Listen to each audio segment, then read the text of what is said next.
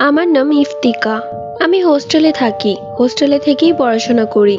বাবা মা গ্রামে থাকে। আমার বাবা গরিব হলেও আমাকে এখনো পড়াচ্ছেন। এসএসসি তে আমি খুব ভালো রেজাল্ট করি। আমার সেই ভালো রেজাল্টের কারণে সরকারি কলেজেও চান্স পেয়ে যাই। কিন্তু সেই গ্রাম থেকে শহরে এসে পড়াশোনা করতে আমার অনেক কষ্ট হয়ে যেত। তাই তো আমি সেই কলেজের পাশেই একটা হোস্টেলে থাকতাম। সেই হোস্টেলটা অনেক বেশি পুরনো ছিল। সেখানে বলা ছিল রাত 11টার পর বাহিরে বের হওয়া যাবে না, এমনকি বারান্দায়ও হাঁটা যাবে না। আমাদের ফ্লোরে 6টা রুম ছিল আর বিশাল বারান্দা। তো আমি ছিলাম একদম শেষের রুমটায়। আমার পরীক্ষা ছিল, তাই আমি রাত জেগে পড়ছিলাম। হঠাৎ করে আমার দরজায় কেউ টোকা দেয়। আমি বইটা বন্ধ করে গিয়ে দরজা খুলে দেখি আশেপাশে কেউ নেই। কেমন যেন একটা থমথমে পরিবেশ। আমি দরজা বন্ধ করে আবারও পড়তে বসি। কিছুক্ষণ পর আবারও কেউ দরজায় নক করে। আমার বারবার মনে হচ্ছিল কেউ আমার সাথে মজা করছে, যেহেতু আমি এখানে নতুন, কিছুই চিনি না। এরপর আমি আবারও দরজা খুলি। দরজা খুলে দেখি সেখানে কেউ নেই। এত বড় বারান্দা, দৌড়ে যেতেও সময় লাগবে। আমার বারবার মনে হচ্ছিল পাশের মেয়েগুলোই আমার সাথে মজা করছে। তারা বারবার দরজায় নক করে তাদের রুমে ঢুকে যাচ্ছে। আমি বারান্দায় কিছুক্ষণ দাঁড়িয়ে রইলাম, দেখবো কে দরজায় নক করছে।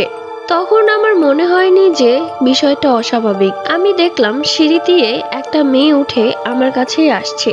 এই মেয়েটাকে তো এর আগে কখনো দেখিনি। চোখগুলো দেখে মনে হচ্ছে কেমন যেন ফ্যাকাশে, অনেক দিন যাবৎ ঘুমায় না। আমার কাছে এসে আমাকে পা থেকে মাথা পর্যন্ত দেখছে। আমি তাকে আমতা আমতা করে বললাম, আপু আপনি কোন ইয়ারে আছেন? কিন্তু সে কিছুই বলল না, শুধু ঘাড় বাঁকিয়ে আমাকেই দেখছে। আমি আবারও আপুকে কিছু জিজ্ঞেস করতে চাইলে আপু বলল, তুমি জানো না রাত 11টার পর বাহিরে বের হওয়া নিষেধ? তাহলে তুমি বের হয়েছো কেন? আমি বললাম যে আপু আমি পড়ছিলাম, কিন্তু বারবার কেউ আমাকে বিরক্ত করছিল। তখন আপুটি আমার সাথে অনেক কথাই বলল। এক পর্যায়ে তিনি তার নাম বললেন অদিতি। এমনকি তিনি আমার উপরের ক্লাসেই পড়ে। আমি তাকে বললাম যে আসেন আমার রুমে এসে বসেন, আমরা একসাথে গল্প করি। সে বলল এখন আর আসা যাবে না, কালকে রাত ঠিক 11টার পরে আসবে। এরপর তিনি আবারও হন্তদন্ত হয়ে সিঁড়ি দিয়ে নিচে নেমে গেলেন। পরের দিন সকালবেলা আমি কলেজে গিয়ে আমার বান্ধবীকে বিষয়টা শেয়ার করলে সে অবাক হয়ে যায় এবং বলে, তুই অদিতি আপুর কথা বলছিস? সে তো 2 বছর আগেই মারা গেছে।